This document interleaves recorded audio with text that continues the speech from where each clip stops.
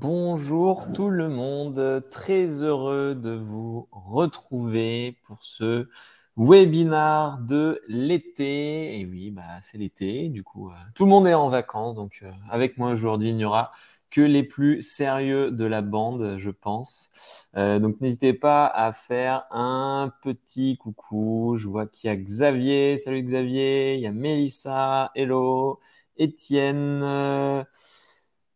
Sacha Ranin, Océane, Ariane, Amine, Nikos, Pauline, Amélie, allez-y, faites un petit coucou dans le chat, comme ça on se sent moins seul pendant cet été.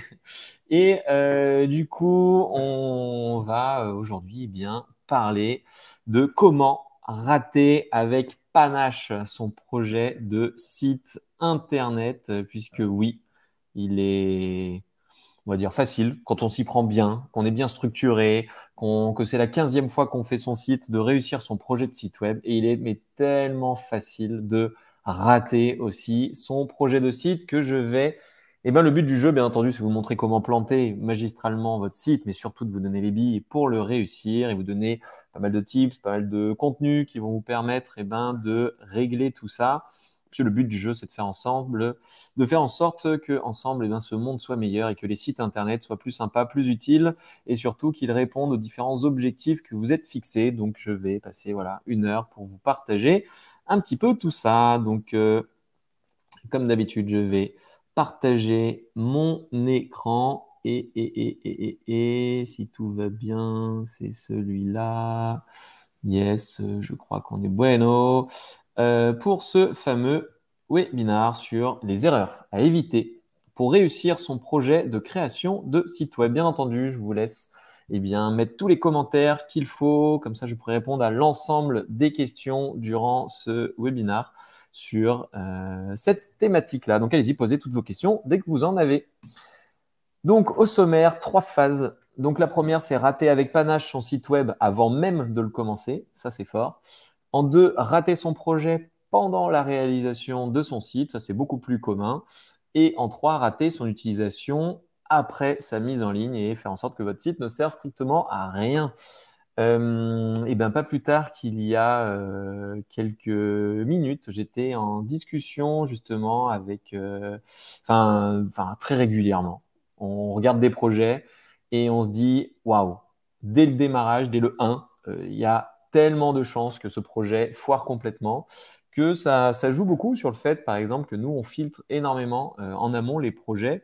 Vous allez voir à travers quoi, je vais vous montrer un petit peu comment on procède, mais on filtre énormément afin de ne pouvoir agir que sur des projets qui sont bien cadrés, où tout est pris en compte, la personne est suffisamment mature. Et le but du jeu, c'est de vous faire gagner du temps aujourd'hui. Donc, qui suis-je? Qui est Julien? Donc, moi, je m'appelle Julien Deremaux. Je suis donc le fondateur de Pilotine et le capitaine. Je suis runner aussi sur route, sur montagne et runner sur le web. J'ai 33 ans, mon gâteau préféré c'est la galette des rois et ma citation préf, je ne perds jamais, soit je gagne, soit j'apprends de Nelson Mandela. Quoi qu'il en soit, si on n'est pas en contact encore sur LinkedIn, je vous invite à m'ajouter Julien Deremaux. N'hésitez pas à mettre une petite note en disant que vous m'avez rencontré via ce webinar que vous avez vu en live ou en replay et comme ça on reste en contact. Au niveau de nos expertises rapidos, de pourquoi en gros je peux me permettre de parler de ce sujet-là aujourd'hui, c'est parce que nous on a 3 expertises chez Pilotine. La première c'est la partie branding, trouver de jolis noms, de jolis logos, faire une super charte graphique, créer un bel environnement de marque. En 2, de concevoir le site internet, et donc c'est toute la conception de sites sous WordPress. Alors nous on est expert du sur-mesure, je vous expliquerai un petit peu les différents types de sites que vous pouvez trouver sur le marché après. Et la troisième, expertise, c'est l'accompagnement puisqu'on est agréé Calliope et donc du coup agréé organisme de formation et on donne des formations pour nos clients, pour des étudiants, pour des entreprises qui souhaitent juste monter en compétence sur le digital. Et donc c'est pour ça que je peux me permettre aujourd'hui, à travers les nombreuses expériences qu'on a eues, de vous montrer ce sur quoi il ne faut pas vous planter. Donc aujourd'hui, 24 personnes chez Pilotine et on a l'habitude, nous, de travailler, pour que vous puissiez nous mettre dans une case, pour de la TPE, PME, ETI, beaucoup lyonnaise, mais énormément française, qui va souvent à l'international. On a pas mal de belles boîtes, de grands groupes comme Serfim, l'école qui est à Lyon, la SEPR et tout ça. Donc, on a l'habitude de travailler sur des gros projets. On fait pas mal de projets aussi sympas sur des boîtes qui ont une grosse stratégie RSE ou éco-responsable ou autre, comme MTB, même chez Serfim, qui font des choses assez chouettes. Voilà un peu pour la typologie de projet. Allez, on attaque, on se met tout de suite dans le bain. Comment rater son projet avant même de l'avoir commencé? Oh, avant même de le commencer. Eh bien, tout se passe sur le cahier des charges et on va voir ce qui se passe sur ce fameux cahier des charges. Je vous donnerai un modèle, bien entendu. Alors, une petite illustration, hein, tout de suite. Alors là, ici, un petit bonhomme qui dit « Alors ici, tu as le système de classement sur l'environnement partagé. Il est divisé en 12 catégories, contenant chacune entre 3 et 8 sous-catégories, avec des chemins d'accès personnalisés pour simplifier la recherche. » En gros, ça a l'air d'être génialissime. Il dit « Mais en général, bon, on classe tout dans divers, ça va plus vite. » Eh bien, c'est souvent ce qui se passe. On a tendance à soit juste avoir un cahier des charges complètement vide, avec rien. Dans ce cas, vous êtes sûr que vous allez dans le mur. Soit on va tellement complexifier qu'on va en faire une usine à gaz et à la fin, on va se servir de rien.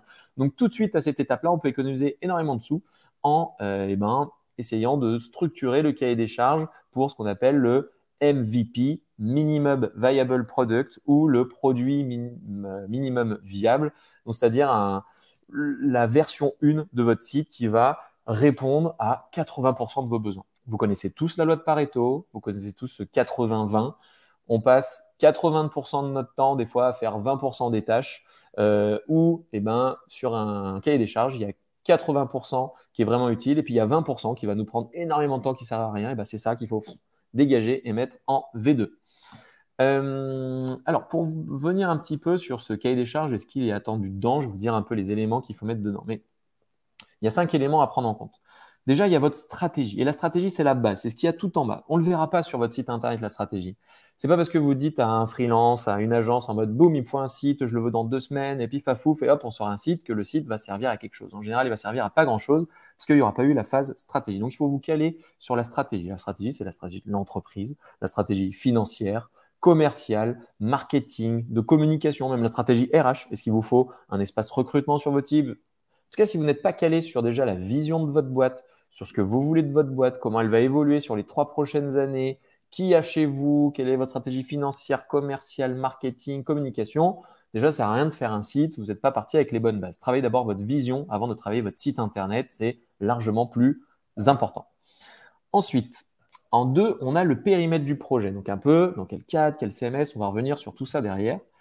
En 3, on va retrouver la structure. Donc là, on commence à remonter sur ce qui est de plus en plus visible. Donc la structure, comment va être organisé un petit peu votre site, vont être organisées vos pages. On va voir de ça aussi juste après.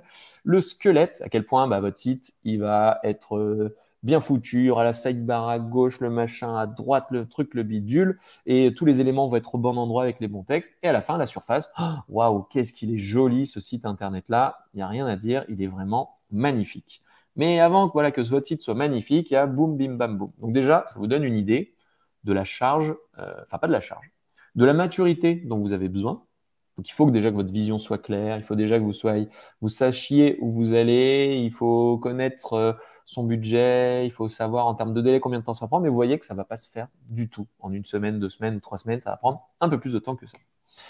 Ne pas confondre ni opposer UX et UI. On entend parler de UX, de UI, ça ne sert à rien d'en faire des tonnes. En gros, l'UX, c'est l'expérience utilisateur. Avant, votre vieux pot de ketchup, là, il fallait taper derrière pour que ça tombe. C'était super chiant. Maintenant, Heinz, il a trouvé un super truc. Il y a juste à appuyer, c'est beaucoup plus simple, mais ce n'est pas pour autant que la bouteille, elle est plus jolie.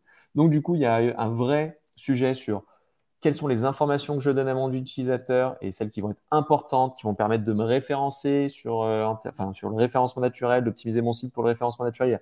Il y a vraiment plein de choses à prendre en compte qui vont être de l'ordre de la structuration du site. Et après, je vais faire en sorte que ce soit magnifique. Et ça, c'est lui. Vous voyez, entre guillemets, entre celle-là et celle-là, on n'a pas une des deux qui est forcément plus jolie que l'autre, mais il y en a une qui est beaucoup plus utile que l'autre. Donc, il faut bien travailler sa stratégie. Lui, la partie design, donc quand on parle de UI, c'est User Interface, donc l'interface utilisateur. Et là, c'est User Experience, le X, donc l'expérience utilisateur. Et la partie immergée de l'iceberg, du coup, c'est Du coup, la partie visible de l'iceberg, eh ben, c'est tout ce qui est l'aspect design. Donc, on fait que c'est en sorte que ce soit joli, des jolis boutons, un joli logo, tout ça. C'est tout mignon, mignon, mignon. Et il y a énormément de choses au final qui sont en dessous, cachées. Et c'est sur ces parties-là qu'il ne faut pas se louper. Un squelette de site, en général, on a toujours envie de le faire trop compliqué. Ça, c'est typiquement ce qu'on a dans un produit Apple. Si vous vous souvenez des iPods ou de l'iPhone et tout ça, ou par exemple Google, c'est assez simple, hein. Google, ils ont, je pense, 1,5 milliard de fonctionnalités, mais ils ne vous en montrent qu'une seule quand vous devez taper quelque chose. Ils disent on va tout miser là-dessus. En général, ce que font les gens, si on est sur une application, c'est qu'on va vous demander 1 milliard de trucs, il y aura des champs de partout et du coup, c'est trop compliqué. Donc, tout ce qui est trop compliqué, de toute façon, va vous prendre beaucoup trop de temps. Donc, vous avez tout intérêt. Donc là, c'est le message principal que je souhaite passer à ce moment-là. C'est une fois que vous êtes sûr de votre stratégie, de la vision de votre boîte, tout ça, soyez prêt à faire quelques sacrifices en disant ah, j'adorerais qu'il y ait ça sur mon site, mais c'est peut-être pas forcément le moment. En ayant cette stratégie-là, deux effets qui se coulent. Un, vous baissez le budget parce que vous devez y passer moins de temps. Et deux, vous êtes beaucoup plus rapide. Parce qu'avec cette stratégie, eh ben, vous allez beaucoup plus facilement arrêter d'être opportuniste. Parce que honnêtement, quand on est sur une appli comme à droite, là, dégueulasse, où il y en a de partout, bah, c'est très facile de dire ah tiens, et puis si je rajoutais ça, oh bah tiens, bon, j'en suis plus à ça près, hein, je vais encore ajouter ça, et ça, et ça, et ça. Et après, on est trop opportuniste. C'est un peu comme quand on fait une stratégie d'entreprise, hein. Je ne sais pas à quelle étape de votre boîte vous en êtes, si vous êtes plutôt TPE, PME, ETI, si vous êtes responsable marketing d'un grand groupe, si vous êtes indépendant. Mais en général, quand la vision de la boîte elle n'est pas très claire et quand il y a des opportunités de partout, ce qu'on fait, c'est qu'on prend notre panier, on met tout dedans et on dit allez, j'y vais, j'y vais, j'y vais. C'est le meilleur moyen de ne pas se développer en général. En arrêtant d'être opportuniste, en disant je vais faire que ça, mais je vais le faire très bien, souvent, boum, la boîte, elle se développe à fond, le chiffre d'affaires explose, ça devient intéressant pour tout le monde et on devient vraiment très bon dans ce qu'on fait. Et le mauvais exemple, c'est à droite, on est opportuniste, on rajoute plein de trucs. Le bon exemple, c'est à gauche. Et le meilleur moyen de sortir le site rapidement, dans des délais correct, avec le bon budget et tout ça, et ça fonctionnera, c'est plutôt d'essayer de faire simple. Le KISS, hein, c'est Keep It Simple and Stupid, c'est-à-dire on fait simple, efficace, et on arrête d'être opportuniste. Et au niveau de la surface, donc là, on fera confiance à un designer. Je ne suis moi-même pas designer, mais en gros, on a ce qu'on appelle un design system ou un petit kit qui va être développé pour faire en sorte que ce soit joli. Mais ça, honnêtement, après, ça glisse tout seul. Si les premières étapes sont hyper clean, votre stratégie d'entreprise, la stratégie après pour le site internet et faire en sorte d'avoir le produit minimum viable avec les fonctionnalités les plus simples, sans trop compliquer, sans être trop opportuniste, le design, pouf, ça déroule. Quand on fait un projet de site web, le meilleur moyen de ne pas se planter, ou le meilleur moyen de se planter, c'est de ne pas faire d'arborescence, c'est-à-dire soyez le plus flou possible, s'il vous plaît. Ne donnez aucune information à votre partenaire technique, à votre prestataire technique. S'il vous plaît, ne lui donnez vraiment aucune information. Si vous voulez réussir les choses, bien entendu, donnez-lui le plus d'informations possible. J'ai un petit exemple ici d'une arborescence qu'on a pu faire avec un outil qui s'appelle Octopus. Donc, je vous mets le lien ici. Par exemple, donc ça c'est Octopus, c'est un outil qui permet de faire pas du maquettage de site web, mais des arborescences. Avec Octopus, vous allez pouvoir essayer de distinguer les différentes pages que vous allez faire sur le site. Par exemple, la page d'accueil, la page produit. Alors nous, archive produit, c'est les pages, vous savez, dynamiques où on voit tous les derniers produits. On peut rechercher les produits, machin. Après, quand je clique sur un produit, j'arrive sur la page d'un produit. On va trouver des vidéos, des réassurances, vous savez, le fameux livraison en moins de 24 heures, 100 jours d'essai gratuit, paiement sécurisé, je sais pas quoi, les produits complémentaires, des témoignages clients, des foires à questions et ainsi de suite. Et en fait, en faisant ce travail, c'est pas forcément ce qu'il y a de plus compliqué. Ça va être assez challengeant intellectuellement de se dire waouh, mais où est-ce que je mets mon info, tout ça. Mais en soi, techniquement, après, c'est pas forcément ce qu'il y a de plus compliqué. Et pourtant, c'est ce qui aura le plus de valeur pour budgéter votre projet, pour vous donner une idée du budget de votre projet pour votre prestataire. Je m'explique. Un prospect qui vient vers nous avec un roman. Typiquement, demain, je n'ai pas de roman sur moi là, hein, mais bon, vous voyez, hein, un roman, quoi. C'est tout expliqué, mais avec ses mots, avec son langage. Il va tout vous dire, oui, mais mon site, il va faire ça, tout ça. Donc, un roman. Un roman, moi, je suis un peu lent à la détente. Moi, perso, je mets des fois 1 mois, voire 2 mois à le lire. Donc, dites-vous que votre prestataire, il va mettre une plombe à lire votre truc. Il va sûrement pas comprendre grand-chose parce que c'était vos mots, tout ça. Donc, en gros, vous aurez un vocabulaire différent. Vous aurez, et puis, ça sera trop compliqué de s'immerger, de se plonger dans votre projet. Et du coup, il va rien comprendre. Une arborescence, comme ça, mais ça permet tout de suite, c'est visuel. On a tout de suite les catégories sur lesquelles vous voulez bosser. On sait exactement, voilà, si vous voulez mettre des réassurances, vous voulez mettre vos derniers articles de blog. En fait, ça donne une idée sur le nombre de pages qu'il va falloir designer.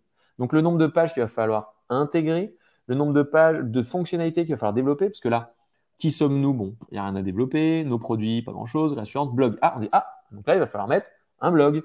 Qui dit blog dit, eh ben, j'ai tous mes articles de blog, je peux cliquer sur un article de blog, dessus, il va y avoir un auteur, un machin, un bidule, donc on voit qu'il y a une fonctionnalité blog. Témoignage client, bon, ça va. Téléchargement de newsletter. Ah, ça veut dire qu'on va devoir télécharger la newsletter. Je vais devoir prendre un outil qui permet de faire la newsletter. Nanana. Si vous avez mis un endroit, un espace recrutement. Ah, on va devoir recruter des gens. Du coup, il y a une fonctionnalité recrutement. Si c'est que du texte partout, bon, ben, pas de sujet. C'est un site de 5 pages avec que des bouts de texte. Il n'y a pas de fonctionnalité. Bon, très simple. Boum, bim, bam, boum, je vous fais le devis. Si par contre, on commence à être sur un site avec beaucoup de pages, avec beaucoup de fonctionnalités, par exemple, une fonctionnalité e-commerce, les gens peuvent se connecter, filtrer leur info perso, les mettre à jour, aller voir leurs commandes, pouvoir mettre en favori, pouvoir gérer leur panier, nanana, bidule, chute, machin.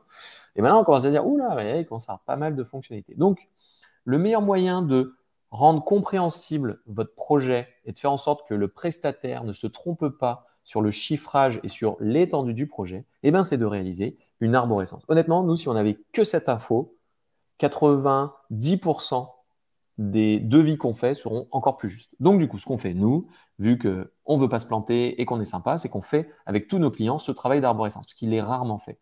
Mais si vous ne bossez pas avec Pilotine et que vous bossez avec quelqu'un d'autre qui ne fait pas ce travail-là, eh ben, c'est à vous de vous taper ce travail, parce que sinon, bah, il y a de fortes chances qu'il n'ait pas vu l'envergure globale. Donc, s'il y a un truc qui doit être extrêmement important pour définir un peu le scope d'un projet de site web, la complexité du site, le nombre de pages, le machin, le bidule, les fonctionnalités, eh ben, c'est bien cette arborescence avec un outil comme Octopus qui permet tout de suite de définir les parties qu'on a sur chacune des pages et les potentielles fonctionnalités. Un filtre de recherche, c'est une fonctionnalité qui prend un peu de temps à faire.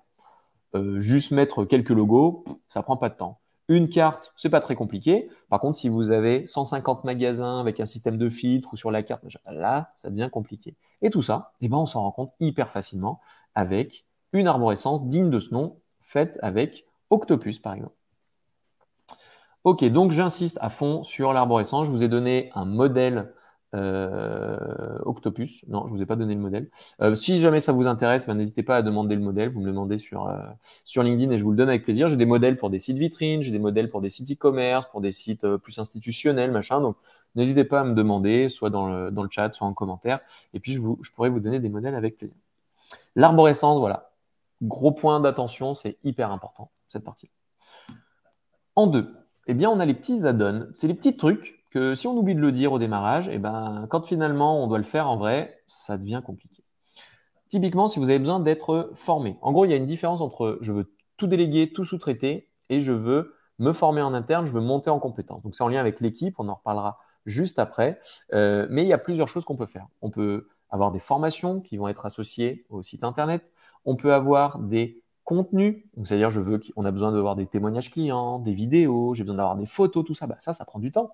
Si vous n'avez pas de photos, bah, ça va être compliqué de pouvoir les ajouter toutes sur votre site si elles n'existent pas. Un shooting avec un photographe, bah voilà, enfin, j'ai mis la photo, vidéo, des trucs dans le genre, ça peut être entre 1800 et 3600 euros assez facilement. Alors, à part si c'est votre cousin et qui vous fait ça gratos, bien entendu. Mais si c'est pas votre cousin et qui vous fait pas ça gratos, ou votre frère et sœur, et bien du coup, c'est un certain budget et ça prend du temps, il faut le mettre dans votre planning. Donc, pensez bien à vos contenus. Est-ce que vous avez bien tous vos textes, toutes vos images, toutes vos vidéos, s'il y a des témoignages clients, on est déjà pas mal. Vos PDF, si vous avez des brochures commerciales, des livres blancs, des trucs comme ça à mettre sur votre site. Ce sujet-là, il est important parce que votre prestataire, il a beau vous faire le plus beau site du monde, si vous n'avez pas d'image, vous n'avez pas de contenu et vous n'avez pas de vidéo, si jamais il y a des témoignages, bah, votre site il risque d'être un peu pauvre et un petit peu vide. Donc vous aurez fait un beau site, mais un peu coquille vide qui ne sert à rien. Donc bien à prévoir, il y a du vrai temps de création de contenu. À chaque fois, je la demande, mais est-ce que je peux sous-traiter facilement ce contenu? Si vous êtes dans un métier, on va dire mature, je sais pas, on va dire coiffeur, il y a beaucoup de coiffeurs, ça existe depuis très longtemps. Vous êtes dans l'immobilier, il y a beaucoup d'agents immobiliers, ça existe depuis très longtemps. C'est facile de trouver un freelance ou une agence qui va rédiger à votre place et qui va pouvoir prendre un ton éditorial sympa. Si vous êtes dans un métier plus technique, je sais pas, là nous on a un client qui fait du traitement de surface pour ioniser le fer, je sais pas quoi, ça peut aller très loin. Bah là, du coup, ça va être un peu plus chaud de trouver quelqu'un qui sait en parler. Donc, ça va être à vous de faire l'exercice de rédiger votre propre contenu. Donc, à bien prévoir. Ensuite, les tests utilisateurs. À surtout ne pas faire sur des sites vitrines très simples. Par contre, dès qu'on est sur un outil métier, un site avec beaucoup de fonctionnalités, ça vaut le coup de le tester. Parce que des fois, on va dire, ah bah là, la personne avait cliqué là-dessus, à faire ci, à faire ça.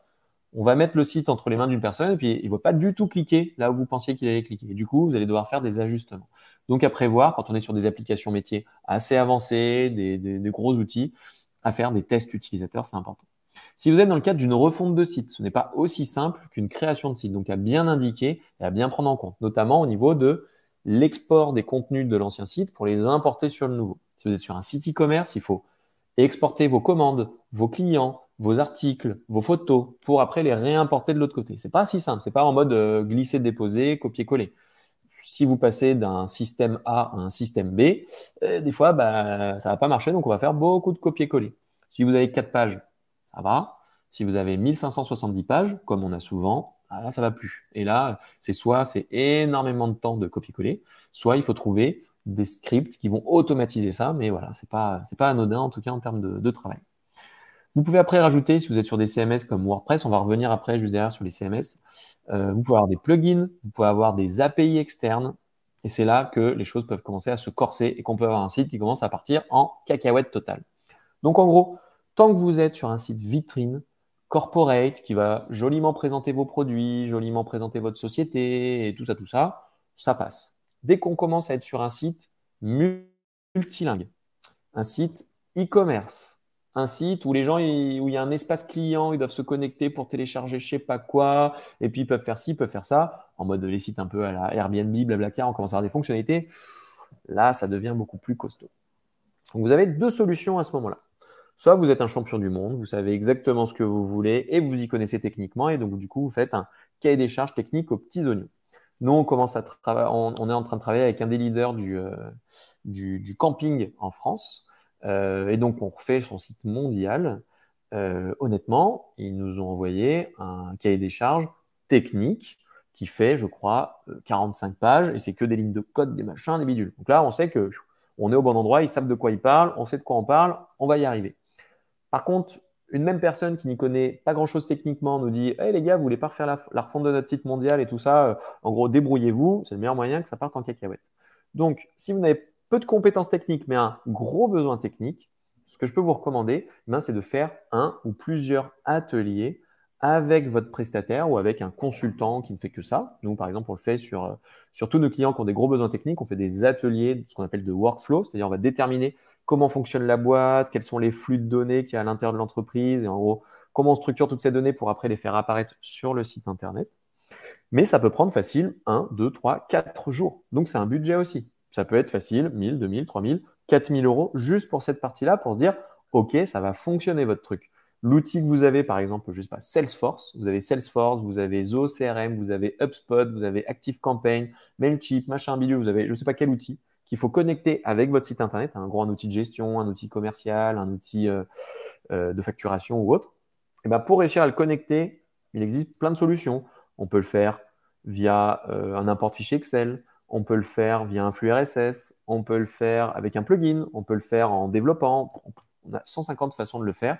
Le meilleur moyen de le faire, c'est de réfléchir à ça avec votre partenaire technique sous format d'atelier. Donc en gros, ça ne se fera pas en 1 heure ni en 2 heures. Souvent, il faut mettre du temps à se mettre dessus. Il faut que vous alliez ensemble sur votre outil. Il faut que vous puissiez découvrir tout ça et formaliser le besoin technique. Là, en général, peu de clients, honnêtement, ont les ressources ou les compétences en interne pour le faire. Donc, faites-vous bien accompagner pour définir votre environnement technique pour que là, que ça fonctionne. Dès que vous avez des fonctionnalités vraiment très avancées ou une connexion avec des outils externes. Concernant les plugins, c'est un peu plus facile. Notamment sur WordPress, on a plein de plugins. Par exemple, un plugin de référencement naturel, un plugin pour gérer des événements, un plugin pour accélérer la vitesse de votre site. Il existe plein de plugins. Les plugins, c'est cool, mais si on commence à les additionner, donc à partir de 10, 20, 30, 40 plugins, ça peut faire qu'un site qui va, pareil, commencer à péter un câble. Et du coup, il va y avoir des interférences avec tout ça. je sais pas, en termes d'exemple, là, c'est comme si là j'ai des luminaires au-dessus de moi. C'est comme si mes luminaires, bah, je commençais à tirer le fil de mon luminaire, je vais le plugger avec ma télé. Après, je vais reprendre le même fil, je vais le plugger avec mon frigo, je vais le plugger avec mon machin, mon bidule, mon truc, mon chouette. Bah, au bout d'un moment, il y a de fortes chances qu'il y ait un court-circuit et que ça marche plus. D'où viendra le problème? Excellente question. De la télé, du frigo, de la lampe elle-même, du fil, du mec qui a pris le fil. C'est souvent l'histoire du mec qui a pris le fil, hein. Mais en tout cas, pour déterminer d'où vient le problème, eh ben, ça va être très compliqué. Donc, évitez d'en rajouter trop. Ou alors, partez sur du développement pur sur mesure. Mais là, il faut sortir la caillasse. OK. Dernier petit sujet, c'est au niveau des animations aussi. Des fois, on a des clients qui nous disent ah, j'aime bien tel site. OK. On fait le devis, machin. Après, on commence les ateliers, tout ça. Et puis, au bout d'un moment, on découvre qu'en fait, il veut que son site il fasse des animations de ouf, qu'on arrive, qu'il y a des gens qui arrivent sur le site, des vagues, des trucs dans tous les sens. Et bien là, il faut le prévoir aussi dès le début. Soit vous souhaitez, donc n'hésitez pas à venir ou à mettre dans votre cahier des charges, par exemple, des exemples de sites que vous aimez bien, des exemples d'animation que vous attendez. Est-ce que vous voulez un site un peu sapin de Noël où il y en a dans tous les sens, ça bouge dans tous les sens, un truc waouh, ou est-ce que vous voulez un site plutôt corporate, à dimension commerciale, dans le but de générer du chiffre d'affaires, de la visibilité à votre boîte ou autre. Ou en général, là, il y aura beaucoup moins d'animation, parce qu'il faut un truc carré qui dépote. Donc, soit un site waouh, soit un site très commerce qui fonctionne bien. Donc, si vous êtes sur un site très commerce, bon, là, c'est ce qu'on appelle, nous, les animations de niveau 1. Si vous voulez partir en cacahuète parce qu'il faut qu'il y ait une expérience immersive et je ne sais pas quoi, eh ben, sachez que ça prend du temps. Et ça prend du temps, enfin du temps et de l'argent aussi là-dedans. Donc, à bien prévoir dès le début les exigences que vous souhaitez d'un point de vue animation sur votre site. OK, alors on arrive au choix du CMS. Il existe de nombreux CMS. Alors, je parle de CMS, mais il existe aussi d'autres langages de programmation. Donc, dans les CMS, ça veut dire Content Management System. Donc, en gros, des systèmes qui permettent de gérer, donc de manager du contenu. Il y en a plein. Là, j'ai mis que la crème de la crème, entre guillemets. Drupal, qui fait des sites assez techniques. Magento, plutôt sur des gros sites e-commerce. WordPress, pour tous les sites vitrines, institutionnels et les petits sites e-commerce. Ça fait bien le job. Ça peut être un site. En gros, WordPress est plutôt en concurrence, par exemple, direct avec Drupal. Ça fait à peu près les mêmes choses. WordPress, lui, on l'a choisi puisque, en fait, il est beaucoup moins exotique que Drupal. C'est plus facile de trouver, en gros, des développeurs. C'est plus facile de les faire évoluer. Il y a une plus grosse communauté et tout ça. Mais sinon, ils sont plutôt bien concurrents. Mais voilà, ça coûte moins cher et on est plus rapide et on peut faire plus de choses avec WordPress quand on le maîtrise. Si j'étais expert Drupal, forcément, je vous dirais Drupal. Donc, c'est en fonction aussi de ce que maîtrise votre prestataire. Par contre, Magento, c'est vraiment e-commerce. PrestaShop, pur e-commerce. Vous avez 3000 produits et vous voulez juste une plateforme de vente de vos 3000 produits. Le design, c'est pas là-dessus que vous faites la différence, machin. C'est vraiment mettre à disposition vos produits. PrestaShop, très bien. Wix, alors ça c'est très bien pour faire une petite carte de visite en ligne, un premier test de site avec vos propres moyens. Là, ne passez pas par des prestataires, faites-le comme des grands. Mais en dehors de tester un premier site, si vous avez une ambition d'avoir un site un peu costaud, qui tienne des engagements de performance commerciale ou de visibilité ou de design, laissez tomber Wix. Mais pour commencer, c'est parfait. Joomla, laissez tomber dans tous les cas, c'est trop vieux. C'était un concurrent de WordPress et Drupal, mais il est enterré maintenant. Shopify, gros concurrent de PrestaShop, mais plutôt en mode directement, en gros, en ligne. Donc, avec PrestaShop, vous avez un CMS qu'on appelle open source, comme WordPress ou Drupal ou Joomla.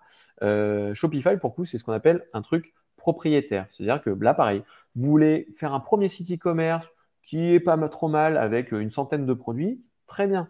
Juste Shopify, c'est très bien. Pareil, n'ayez pas d'exigence en termes de design, machin, mais du propre, efficace, très rapide et à faire pas vos propres moyens, Shopify, très bien. Ensuite, on a d'autres clients, IZ, machin. Je n'en parlerai pas. On a d'autres technologies. Vous pouvez entendre parler de Symfony, de Laravel, de HTML, CSS, des trucs comme ça. Là, on est sur des technologies un peu plus pures, ce qu'on appelle des frameworks. Ces technologies-là, Laravel et Symfony, pardon, sont faites pour faire des outils métiers.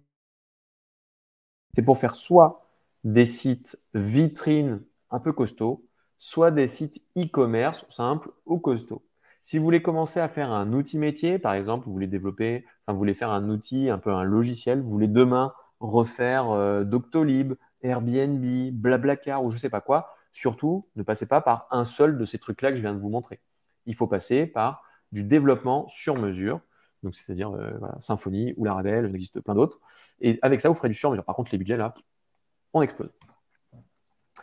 Alors, petit point sur les pages dynamiques versus les pages statiques. Si je reviens un peu sur mon petit modèle de cahier des charges, pardon, d'arborescence, ce qui est très facile à faire, ce sont des pages statiques, notamment la page d'un produit. Donc, par exemple, je ne sais pas, comme produit, allez, un téléphone portable.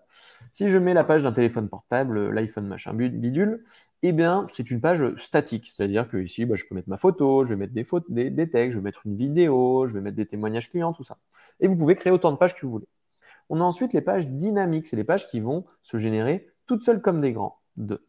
Par exemple, si je vais sur le site de Pilotine, hop, et que je vais sur la partie, par exemple, blog, vous voyez, cette partie blog ici, eh ben, c'est une page qu'on appelle dynamique. C'est-à-dire que personne ne la met à jour, cette page. Dès qu'on crée un nouvel article, bah, boum, il va venir se mettre ici comme un grand. Donc cette page, elle est totalement dynamique. Forcément, les pages dynamiques prennent un petit peu plus de temps à développer que les pages statiques parce qu'on fait en sorte justement qu'elles puissent être mises à jour comme des grandes. Donc, pensez bien à différencier les pages qui vont être dynamiques et qui vont demander en gros du développement et qui vont être générées un petit peu automatiquement sur votre site, des pages statiques qui vont être juste plein de pages que vous allez pouvoir créer comme, pour le coup, un article de blog. Si je clique après sur l'article de blog en tant que tel, eh ben lui, c'est un article statique. Il y a du texte, je peux mettre des images, je peux mettre des machins, des vidéos et tout ça, tout ça. OK.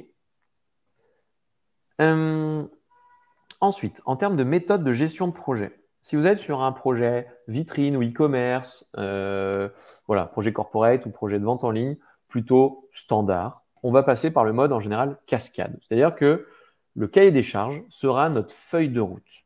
Votre budget sera fixe et le délai sera connu à l'avance.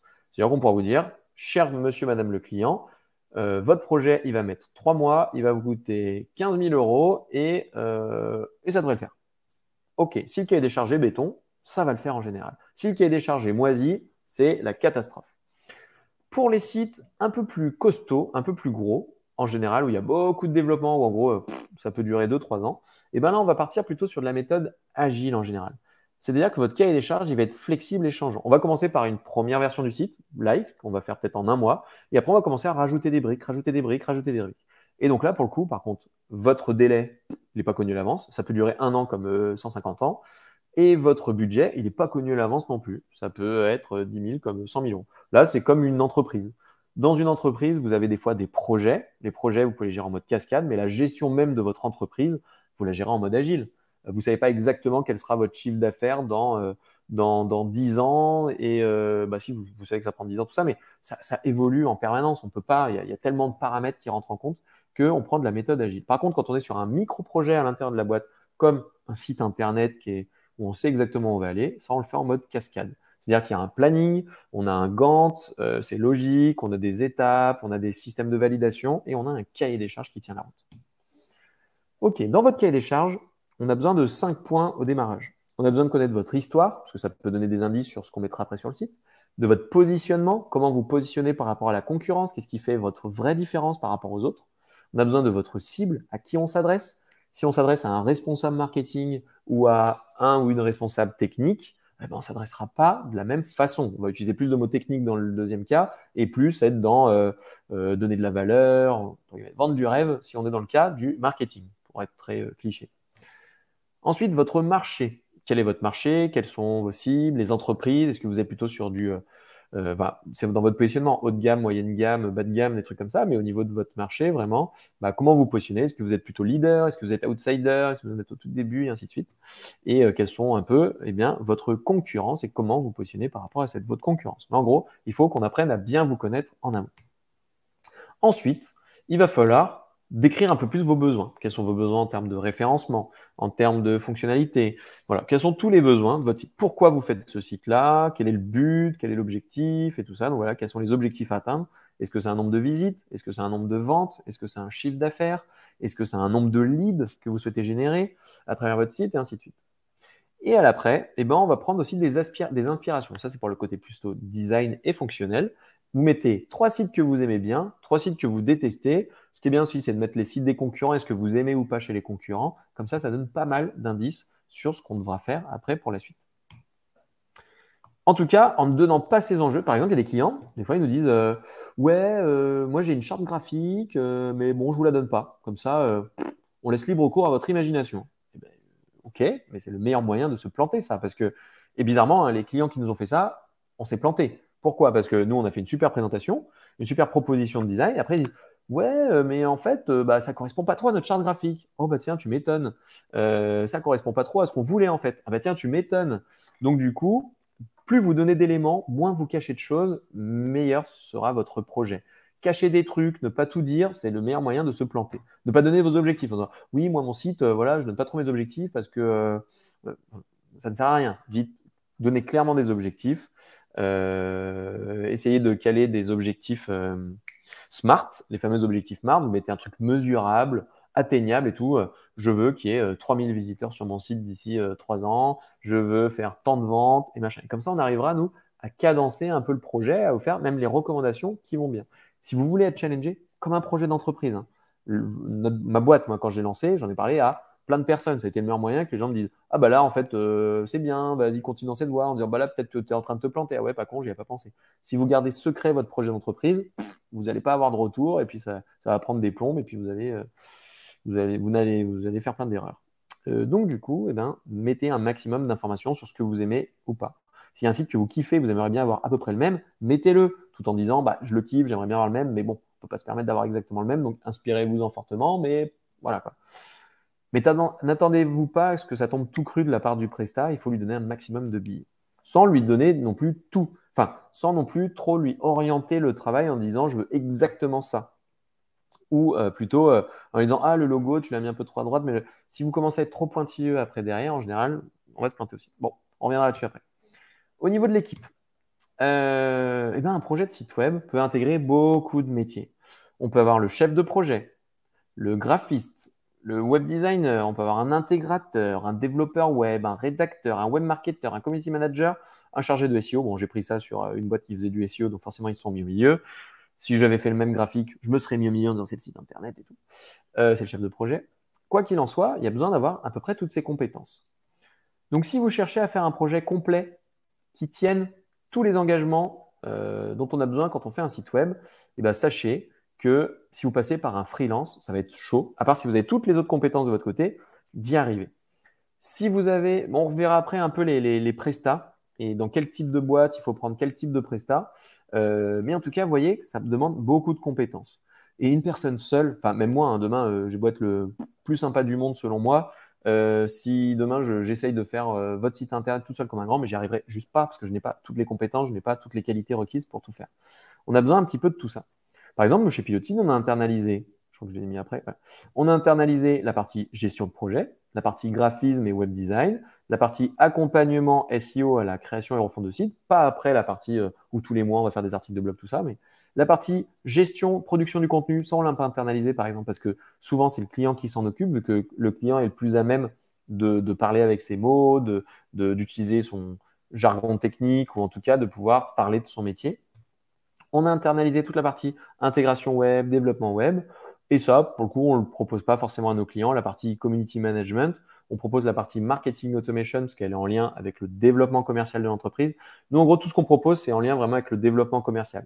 Comment faire en sorte que le site se positionne bien, qu'on génère des leads et qu'à travers mon site, je génère des leads et j'arrive à transformer ces leads en clients. Nous, on accompagne sur tous ces sujets-là. Donc, du coup, ça nécessite pas mal de personnes. Typiquement, pour la partie génération de leads, SEO et tout ça, c'est la team Sandrine, Romain Choucroux. Pour la partie gestion de projet, ils sont là. Pour la partie design, ils sont là. Et pour la partie dev, ils sont ici. Donc, ça nécessite plusieurs compétences. Donc, soyez sûr de qui vous avez dans votre équipe et de qui va pouvoir gérer l'ensemble de tous ces métiers qu'il faut maîtriser pour mener à bien un projet de site web. En tout cas, tous ces sujets-là, il va falloir les aborder dans le cadre d'un projet de site web. Ok, on va voir un petit triptyque que vous connaissez sûrement, qualité, coût et délai. En gros, si vous voulez de la qualité et du coût, donc c'est-à-dire des trucs pas chers, ça va être bien et pas cher. Donc en général, ça va être un projet qui va être très très lent. Souvent, vous allez faire avec votre cousin, votre pote, machin, qui fait un travail aux petits oignons, hein, qui est hyper sérieux, mais il va prendre très très longtemps.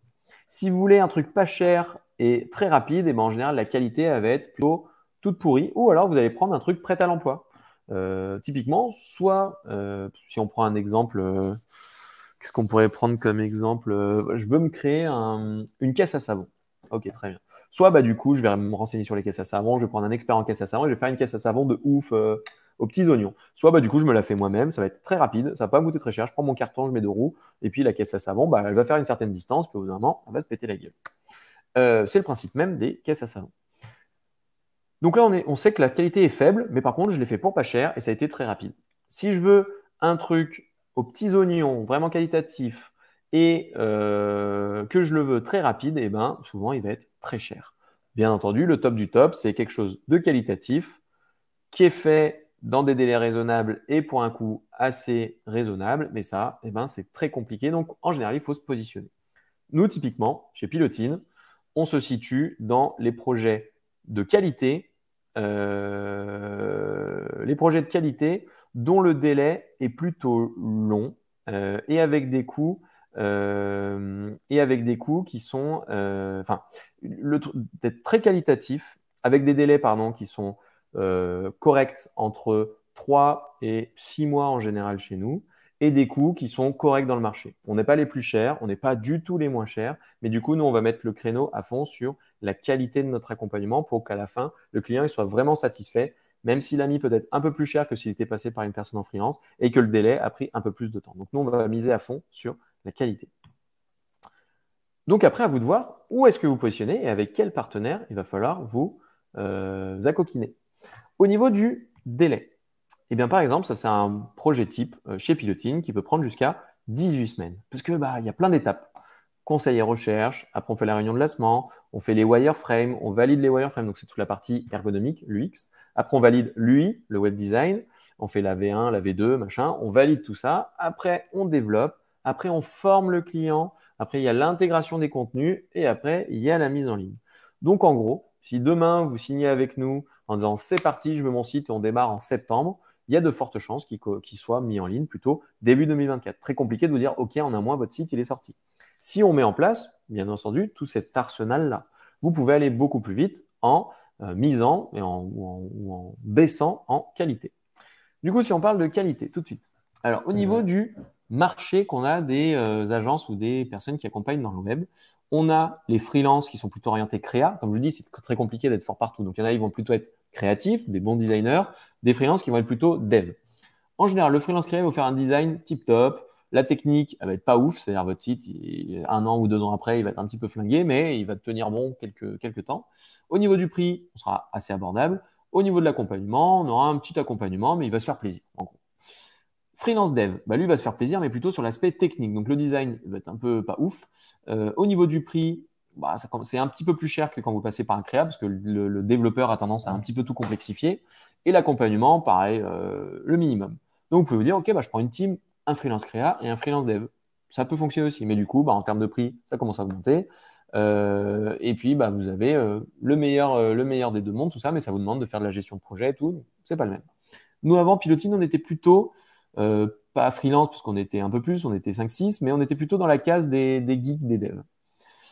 Ensuite, on a les agences de création. Donc, le design, il va être top. Techniquement, ça va pas être non plus foufou. En termes de prix, ça va commencer à être très cher et vous allez avoir un accompagnement qui est pas mal. Et l'ESN, c'est l'entreprise de services numériques. Donc là, plutôt des gros devs. Là, ils vont faire un dev de ouf. En prix, vous allez vous faire allumer. Le design, il va toujours pas être ouf. Et vous allez avoir un accompagnement un peu plus poussé. Nous, forcément, on s'est mis en plein milieu. On n'est pas bête. Mais du coup, le but du jeu, c'est d'essayer d'avoir les qualités du freelance créa ou de l'agence de créa en ayant un bon accompagnement sur le design, en traitant mieux la partie accompagnement, en passant beaucoup plus de temps au démarrage à bien réfléchir avec notre client à pourquoi il fait ça, quel est son persona, tout ça, à challenger en fait le projet en tant que tel avant de passer à l'étape où on fait la création. Donc du coup, plus vous passez de temps en amont à définir le projet avec votre partenaire technique, plus derrière ça se passera bien. Mais voilà, donc nous on voulait le meilleur des mondes, donc avec un beau design bien poussé, un beau dev bien poussé et en termes de prix être moins cher quand même que le SN ou qu'une agence de créa. Et derrière, voilà, ça fait le meilleur de ces 4 mondes. Mais au moins vous voyez un petit peu les différents intervenants que vous pouvez avoir là-dessus. Donc un projet ultra technique en gros, allez voir une SN et vous avez un budget monstrueux, allez voir une SN. Un budget ultra créa, tout ça, et vous avez un gros budget, allez voir une agence de création. Et après, bah, si vous n'avez pas du tout de budget, vous allez voir plutôt un freelance créa si vous êtes attentif au design. Et si vous avez un petit projet technique et pas trop de thunes, eh ben, vous allez voir un freelance dev. Et puis derrière, il va pouvoir faire quelque chose qui répond à votre besoin. Et si vous voulez un site qui tient des engagements commerciaux, tout ça, et qui est le meilleur de tout ça, eh ben, nous, on est là si besoin. Ok, petit différentiel avec les builders. Vous allez en entendre parler quand vous allez parler de WordPress. On a Avada, Divi, Elementor, WP BigQuery. Alors ces builders, ils sont cool, ça veut dire que ça va vous permettre de pouvoir faire très rapidement un site en partant de template et en disant bah, je prends un template et boum, boum, boum, je vais faire mes ajouts. Quand vous partez là-dessus ou quand vous partez sur des plugins, honnêtement, c'est-à-dire ne soyez pas trop ambitieux après sur les adaptations pour vous-même, sur les ajustements et tout ça. Le meilleur moyen de rater son projet quand on part sur un truc prêt à l'emploi comme Elementor, Divi ou autre, c'est de vouloir aller trop loin et trop complexifier son site. Si vous partez là-dessus, soyez sur des sites très simples. C'est le meilleur moyen qui soit pérenne dans le temps. Parce que ce qui se passe, et on a rencontré de nombreux sites comme ça, c'est qu'au bout d'1 ou 2 ans, on ne sait pas pourquoi, les sites, ils crashent, ils meurent, ils commencent à ne plus du tout fonctionner et ils pètent une durée. Parce qu'on a utilisé un truc qui était fait pour être en mode prêt à l'emploi, mais on l'a trop déstructuré, on a trop rajouté de surcouches, on a mis plein de plugins et au bout d'un moment, il y a plein d'interférences et le truc ne fonctionne plus. Donc si vous partez là-dessus, ne soyez pas trop ambitieux au niveau des fonctionnalités ou des aspects design, d'être au pixel près en disant oh là là, mon truc il dépasse d'1 millimètre. Non, dites-vous que vous allez avoir quelque chose de très bien, prêt à l'emploi et qu'il faut le prendre comme tel. Si vous voulez aller un peu plus loin, il faut partir sur du sur-mesure. C'est nous le positionnement qu'on a pris par exemple chez Pilotin, mais du coup, c'est plus long. Par contre, le truc est nickel et sera bien durable dans le temps. En gros, les sites Elementor, Divi, tout ça, ils ont une durée de vie correcte entre 2 et 3 ans, là où un site sur-mesure va être plutôt entre 5 et 10 ans, là où après Enfin, voilà. Vous avez un peu l'idée. On va passer ça et on va passer au budget. Combien coûte un site? Par exemple, chez nous, en toute transparence, le site vitrine, où il y a tout ce qu'il faut, hein. Il y a quand même la formation, on fait le design, tout ça. Donc, il y a tout ce que je vous ai montré, mais sur un site vitrine, on est environ dans les 10 000 euros. Donc, comment faire moins cher? Bah, soit en passant par un freelance, parce que le freelance pourra vous accompagner sur pas tout ce qu'on fait nous, mais sur sa spécialité à lui. Et il ira beaucoup plus vite, souvent en passant par un thème prêt à l'emploi. Mais vous pouvez faire aussi quelque chose pour 0 euros. Il y a un moyen de le faire pour 0 euros. Vous l'avez deviné, c'est que c'est vous qui allez vous débrouiller pour faire votre site. Soit vous le faites avec des outils comme Wix, tout ça, soit vous le faites avec des outils comme WordPress et vous allez vous former. Vous pouvez prendre une formation. Il y a des formations qui sont prises en charge via les OPCO et via le CPF qui vous permettent de monter en compétences sur WordPress. Nous, on en donne. Si ça vous intéresse, d'avoir plus d'infos là-dessus, on peut donner des formations là-dessus. Et là, au moins, ça vous coûte 0 parce que c'est pris en charge. Ensuite, les sites vitrines, voilà, plutôt à partir de 10 000 euros. Les sites où on commence à avoir des fonctionnalités, du e-commerce, un job board, un espace ressources, des maps interactives, agenda, événements, tout ça, tout ça, tout ça. Là, on est entre 15 et 24. Les sites où on commence à avoir pas mal de contenu, le site va être synchronisé avec un CRM ou un ERP, ça commence à être un peu technique, il y a du multilingue, tout ça, entre 25 et 39. Et après, les sites qui commencent à être… Au final, il y a 3-4 sites qui ont des interfaces les unes avec les autres. On commence à être sur un site très costaud, là, à partir de 40 000 euros. Nous, en gros, voilà, on fait des sites entre 10 000 et 100 000 euros chez Pilotine, si vous voulez nous mettre dans une case. Et en dessous, on recommande aux gens plutôt soit de passer par un freelance ou par une plus petite agence, soit de se former, de monter en compétences pour faire son site comme un grand. Ok, donc là, on a vu comment rater son projet en amont. Donc, c'est-à-dire que si vous avez défini tous ces éléments-là, normalement, tout devrait bien se passer pour vous. Mais après, comment on peut le rater pendant la réalisation du projet? Et bien, encore une fois, en ne prenant pas en compte ou en ne respectant pas ce qui avait marqué sur votre cahier des charges. C'est-à-dire, typiquement, si vous avez prévu de vous occuper de vos contenus, dire, ah oui, ok, je vais tout rédiger, je vais m'occuper des photos, machin, mais à la fin, bah, la personne elle est en train de développer votre site, mais vous n'avez toujours pas de contenu, et bien, c'est le meilleur moyen que le délai, pouf, il dérape, parce que vous allez mettre 150 ans à faire votre contenu. Donc, vous-même, en tant que client, il faut vous astreindre à tenir vos engagements, rédiger les contenus dans les temps, avoir vos images disponibles. Quand je parle d'images, honnêtement, je recommande plutôt les images que vous allez prendre via votre appareil photo ou un photographe plutôt que des images achetées sur Internet où honnêtement, c'est cramé à 100 000 et du coup, ça donne une image très peu qualitative. Donc, il vaut mieux avoir vos propres contenus photos que de trouver des trucs sur Internet avec l'équipe idéale où il y a tout le monde, la diversité, machin bidule, mais où en gros, on ne vous croit pas, quoi. Donc, rédigez bien vos contenus, ayez à disposition vraiment tous vos contenus, montez en compétence sur le site et intégrez vos contenus sur le site. Les trucs où vous pouvez vous louper aussi, c'est en termes de référencement naturel. Si vous n'avez pas optimisé pour le référencement naturel vos contenus ou autres, bah, on va mettre en ligne un site, mais derrière, bah, il y a des pages qui n'existeront pas ou elles seront pas assez optimisées, donc vous risquez de perdre du trafic. Donc, du coup, il faut penser à tous ces éléments-là. Il faut garder en tête tout ce que vous êtes fixé dans le cahier des charges et bien entendu, s'astreindre à le faire. Donc, il faut régulièrement repasser tout dessus en disant est-ce que j'ai fait ça? Oui, ok, je coche. Est-ce que j'ai fait ça? Oui, ok, je coche. Donc, il y a certes un chef de projet où votre partenaire s'occupe un peu de la gestion de projet, mais vous, de votre côté, vous devez gérer vous-même aussi votre propre projet. Donc, il faut pour ça que vous ayez du temps. Donc, le meilleur moyen de rater son projet pendant la réalisation, c'est de ne pas y dédier assez de temps. Vous êtes engagé à faire un site, vous avez pris un prestataire, c'est cool, mais ça ne veut pas dire que vous allez vous reposer et un jour, pouf, le site apparaîtra en ligne. Non, ça va vous demander quand même du temps. Donc, il faut prévoir du temps de votre côté pour réaliser tout ça. Les projets, nous, pour lesquels les délais sont à rallonge, par exemple, on a eu un record. On a travaillé sur une application mobile, on n'en fait plus aujourd'hui. On a travaillé sur une application mobile il y a 8 ans. Aujourd'hui, Pilotine a 10 ans. Il y a 8 ans. Et bien, sachez que cette application vient juste d'être mise en ligne il y a à peu près quelques mois. Là. Donc, en gros, ils auront mis 7 ans et des bananes pour développer leur application. Pourquoi? Parce qu'ils voulaient mettre toutes les fonctionnalités dedans. Ils se sont assez peu impliqués derrière pour les validations, tout ça. Ils voulaient que le truc sorte sans qu'ils s'impliquent dedans. Donc, ça a mis du temps. Finalement, quand ils se sont réveillés, eh ben, ils voulaient tout changer. Ils étaient trop opportunistes en disant tiens, si on rajoute ça, ah ben, entre-temps, ça a changé. Plus le truc prend du temps, plus on a des nouvelles idées qui arrivent. Et puis, bah, du coup, ils voulaient, pareil, au pixel parfait, que ce soit nickel. Mais ils voulaient tellement que ce soit nickel qu'à chaque fois, ça prenait du temps, que ça complexifiait tout. Ils n'étaient pas assez disponibles. Et puis, 7 ans quand même. Et on a un record sur un site où il a mis 4 ans à éclore aussi, parce que tout était lent, tout ça. Et bien entendu, quand les gens se réveillent, bah, le site, il est déjà trop vieux en fait. On met en ligne le site qu'il a déjà 5 ans. Bah, forcément, on peut que après se dire, oh là, il est pas foufou quand même le site. Hein. Bah, oui, il a déjà 5 ans. Donc les contenus, je le répète, je le matraque, hein, pensez bien à vos contenus.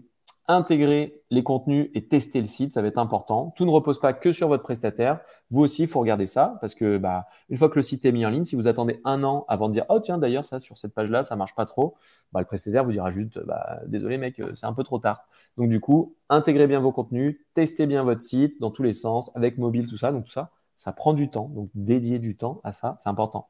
Plus vous vous direz en amont, il va falloir que de toute façon j'y passe du temps. Plus bah, ce temps vous le passerez et vous ferez de manière qualitative. Et comment rater l'utilisation de son site après sa mise en ligne? Eh ben, c'est de ne pas le maintenir dans le temps, de ne pas le faire évoluer. En gros, vous faites votre site et vous êtes super content, il est là, il existe, et puis hop, vous passez à autre chose. Ben non, votre site, il va demander du temps, il va demander à être mis à jour, il va demander à évoluer. Donc nous, on a des formules de maintenance que je vous ai mis là, mais en tout cas, c'est pour vous dire, il faut que votre site il soit hébergé, certes, mais surtout, il va falloir régulièrement faire des ajouts, régulièrement faire les mises à jour de WordPress, si vous êtes sur WordPress, les mises à jour des différents plugins et ainsi de suite, et avoir du temps disponible pour faire évoluer votre site et ainsi de suite. Donc ça demande de garder un contrat de maintenance en général avec votre prestataire pour faire évoluer votre site. Ensuite, formez-vous bien à la gestion de votre site. Pour deux raisons. Une, vous allez gagner du temps. Donc là, par exemple, il y a la formation création d'un site vitrine avec WordPress. On a une formation aussi gérer son site WordPress avec Pilotine. Mais tout ça pour vous dire qu'il faut bien monter en compétence sur votre site pour ne pas être dépendant justement de votre prestataire. Plus vous serez autonome, plus vous pourrez gérer de trucs sur votre site, mieux vous porterez. Et mieux vous pourrez justement, pour un coût modique, faire des ajustements sur votre site, rajouter des pages, tout ça. Si vous restez dépendant de votre prestataire, à chaque fois que vous voulez corriger un S ou rajouter un mot, vous allez devoir payer. Donc au bout d'un moment, vous en avez ras la casquette et vous allez juste vouloir refaire votre site. Donc soyez le plus autonome possible.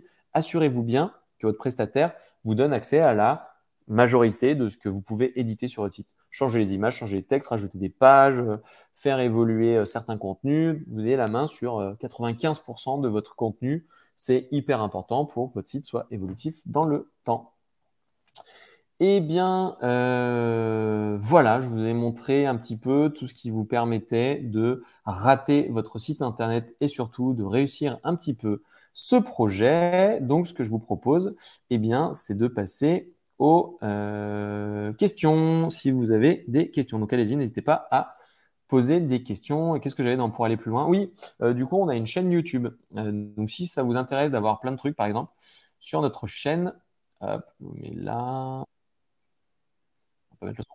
On a une petite série de vidéos qu'a pu faire Estelle. Donc, si vous allez dans vidéos et vous mettez les plus populaires, là, par exemple, il y a Estelle qui a fait comment faire une arborescence, comment faire ses wireframes, comment faire son zoning, comment faire son design system, son web design, des trucs comme ça. Donc, vous avez pas mal de trucs pratico-pratiques. Donc, je vous invite à vous abonner à la chaîne YouTube si vous le souhaitez. Et comme ça, vous allez pouvoir retrouver pas mal d'infos là-dessus, complémentaires à ce qu'on a vu aujourd'hui. Il y en a d'autres qui sont intéressantes sur.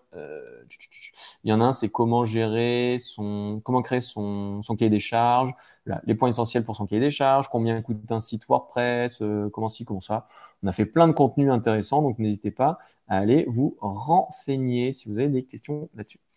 Ok, alors Nikos demande un avis sur les CMS headless. Alors oui, donc les CMS headless, en gros, c'est le moyen d'avoir un CMS, par exemple WordPress, qui tourne en fond, et donc vous allez gérer votre contenu avec WordPress et CMS headless. Voilà, donc il y a des petites images assez éclairantes. Donc vous avez votre CMS ici qui va permettre de gérer tous vos contenus. Et en fait, tout le front sera géré avec du code soit pur, soit de faire en JavaScript. Bon, ça devient un peu technique, mais ça, pour être honnête, ça complexifie un peu votre projet. Alors, ça peut permettre de le rendre beaucoup plus qualitatif sur son temps de chargement, sur la partie graphique, le design, tout ça. On peut se faire beaucoup plus plaisir. L'inconvénient, donc on gagne en performance, tout ça. L'inconvénient, c'est que ça fait un projet en termes d'organisation un peu plus complexe et ça peut coûter un peu plus cher, mais sinon, c'est une bonne technique. Chez Pilotine, on en fait encore assez peu des CMS headless, même si on a eu pas mal de personnes qui cherchaient ça. Mais en général, ils cherchent plutôt une solution très technique et moins de faire un site à portée commerciale et tout. Mais ça peut valoir le coup de s'intéresser effectivement au sujet. Ah mince, vous n'aviez pas vu ce que je vous montrais, mais bon. En gros, il y a WordPress d'un côté et puis il y a du code de l'autre qui fait apparaître les pages. Je vais retourner ici. Toc, toc, toc. Yes. Ensuite, quel thème builder conseillerais-tu sur WordPress quand on ne passe pas par un prestataire comme Pilotine avec son thème développé maison? Alors, excellente question. Donc, comme je vous ai montré tout à l'heure, si je reviens un peu,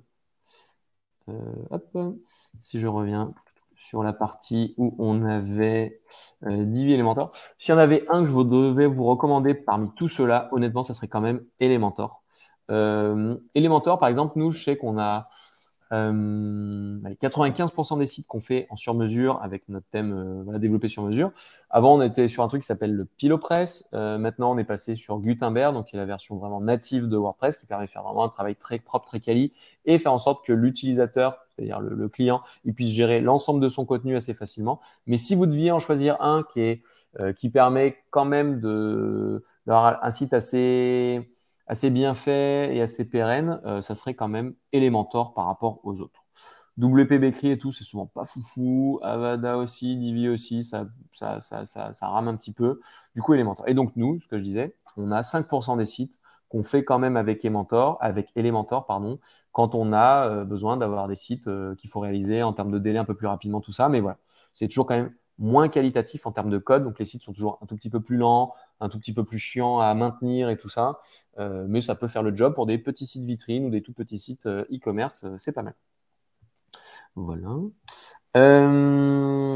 Laura, est-ce que vous pouvez envoyer le replay et le support, bien entendu. J'enverrai le replay ou le support. N'hésitez pas à le demander d'ailleurs dans les commentaires. Si jamais vous regardez ce replay, justement, si vous êtes sur le replay, n'hésitez pas à demander dans les commentaires les différents éléments dont je vous ai parlé. Ah d'ailleurs, il y a un truc dont je ne vous ai pas parlé. C'est le template de cahier des charges qu'on a sur le site de Pilotine. Hop, je vous le mets ici. Donc, c'est-à-dire que si vous allez sur cette page et vous mettez ici votre prénom et votre email, vous pouvez recevoir un template prêt à l'emploi de cahier des charges que vous pouvez renseigner. Donc, ça vous permet de gagner énormément de temps. Donc, on vous met tous les trucs et astuces pour bien le remplir et tout ça. Je crois qu'on vous a mis… Non, vous n'avez pas mis de petits… Bon, il y a plein d'informations sur qu'est-ce que contient ce cahier des charges. Et après, si vous le téléchargez, vous avez un modèle Google Doc que vous avez juste à dupliquer et qui vous permet de créer votre propre cahier des charges pour votre projet de site vitrine ou e-commerce. Lison qui nous dit: j'ai entendu parler de Pilotine via une collègue ayant eu des cours avec vous à l'ESDES, super inspirant et travaillant quotidiennement sur WordPress et vos vidéos YouTube m'ont aidé à me former. Vous ne cherchez pas d'alternant voulant développer ses compétences. Alors, on a deux offres en ce moment d'alternance que vous pouvez retrouver sur Welcome to the Jungle, qui est plutôt sur notre service, sur la partie fidélisation de nos clients, c'est-à-dire pouvoir répondre à toutes les questions de nos clients, sur la partie gestion de projet et justement maintenance et TMA pour justement accompagner nos clients sur la durée de vie de leur projet. Donc, n'hésite pas à postuler si tu le souhaites, Lison. Ça se trouve tout sur Welcome to the Jungle. Et voilà. Bon, si vous avez plus de questions, avec plaisir, n'hésitez pas, comme je le disais, à m'ajouter sur LinkedIn directement et à me poser vos questions sur LinkedIn. J'y répondrai avec grand plaisir. J'espère que ce contenu vous a permis de mieux appréhender un projet de création ou de refonte de site internet. Mais si je dois faire un petit récap rapidos des quelques trucs à se rappeler, 1, il faut que la vision de votre boîte elle soit clean, carrée, qu'on comprenne qui vous êtes et où vous voulez aller. 2, il faut que vous ayez fait votre cahier des charges et qu'il soit assez complet, qu'on ait toutes les infos avec vos sources d'inspiration, pourquoi vous faites ce projet, les attentes de ce projet, les objectifs et tout ça, tout ça. Donc, n'hésitez pas à télécharger ce modèle. 3, insérer dedans une arborescence qui soit pas forcément béton, mais suffisamment étayée pour que votre partenaire puisse vraiment comprendre ce qu'il y a dessus. Donc, définissez en amont à quoi va ressembler votre site et quels sont les contenus qu'il y aura sur votre page qui va vous permettre de définir les contenus à créer et pour le prestataire, savoir quelle page créer, quelle page designer, quelle page développer et donc d'être sûr de votre budget. 4, choisissez intelligemment le bon CMS ou la bonne technologie en fonction de ce que vous cherchez à faire. Un gros site e-commerce, allez voir Magento ou PrestaShop. Un gros site vitrine, allez voir WordPress ou Drupal. Un petit site e-commerce, allez voir Shopify ou WordPress. Et vous voulez faire tout seul comme un grand, allez voir Wix ou formez-vous sur WordPress. Voilà à peu près les quelques recommandations. Et enfin, eh bien, soyez plutôt clean, carré. Sachez où vous voulez aller sur la partie qualité, coût et délai. Est-ce que vous voulez un truc bien et pas cher, un truc bien et rapide ou un truc pas cher et rapide? Parce que forcément, vous allez avoir soit un projet lent, soit un projet cher, soit un projet de faible qualité en fonction de votre stratégie. Donc, n'hésitez pas aussi, ça c'est important, à indiquer votre budget, le budget que vous souhaitez mettre dans votre site internet. Alors, je sais que c'est pas facile et souvent les clients ils disent ouais, mais non, en fait, nous on veut d'abord savoir combien ça coûte. C'est cool, hein. C'est cool, mais ça c'est le meilleur moyen en fait qu'on se plante dans la reco. Parce que si vous nous dites j'ai 5000 balles, bon, déjà on va faire gagner du temps en disant bah allez voir tel partenaire qui pourra sûrement vous aider si vous avez que 5000 balles ou moins. Si vous nous dites j'ai 1 million d'euros, là on va dire tout de suite, bah, je pense que c'est pas nous, hein, vous cherchez un truc sûrement beaucoup plus compliqué que ça. Par contre, si vous nous dites 10 ou 20 ou 30 ou 40, on sait tout de suite que on pourra tout de suite vous faire les recommandations par rapport à votre cahier des charges, genre ça rentre large et vous pouvez même faire ça en plus, ou ça rentre pas large du tout et du coup, il faut revoir à la baisse vos ambitions. Quoi qu'il en soit, que vous souhaitiez indiquer ou pas ce montant, si ça vous intéresse, sur cette page-là, création de site WordPress sur mesure avec WordPress, il y a ici un petit calculateur. En 2 minutes, vous remplissez quelques critères et ça vous donne exactement le montant moyen que vous devriez avoir pour votre site web. Je vous mets le lien ici. Et du coup, ça vous permet d'avoir une idée du budget que ça coûte. Il en existe d'autres, des calculateurs, vous pouvez retrouver sur Internet, mais là, il y en a un sur le site de Pilotine. Allez-y, c'est gratos. Ça fait le job. Et comme ça, vous voyez tout de suite si vous avez les moyens de vos ambitions, tout simplement, et ça permet de ne pas se planter sur son projet. Et surtout, pensez bien à vos contenus, des belles images, des beaux contenus textuels. Il faut qu'ils soient optimisés pour le référencement naturel, et ainsi de suite. Et ça, c'est souvent un taf de votre côté, ou alors faites-vous accompagner, soyez prêt à payer pour ça, mais souvent, on voit que la majorité du temps, c'est un taf de votre côté. Et du coup, ça prend du temps, un projet de site internet. Voilà, j'espère avoir répondu à l'ensemble de vos questions. J'espère que c'était un moment agréable et que vous avez appris plein de trucs. On a plein d'autres webinars disponibles sur la page de Pilotine qui s'appelle dans nos ressources, nos webinars. D'ailleurs, je peux vous montrer un peu ce qu'on a prochainement. On a quoi? Ressources ici. Nos webinars gratuits. Alors, on va voir les erreurs évitées. Combien coûte un site internet en 2023-2024 pour ceux que ça intéresse? Qu'est-ce que j'ai mis? Ouais. On a une heure top chrono pour traduire votre site WordPress avec Weglot. Comment rédiger un cahier des charges et les 3 plans marketing digital gagnants pour 2024. Ça va être hyper intéressant, notamment pour ceux qui cherchent à générer des leads ou générer de la visibilité et faire en sorte que leur site devienne un vrai entonnoir à projets et à opportunités commerciales. Eh bien, j'ai plus qu'à vous souhaiter une excellente journée et puis à bientôt. Ciao, ciao.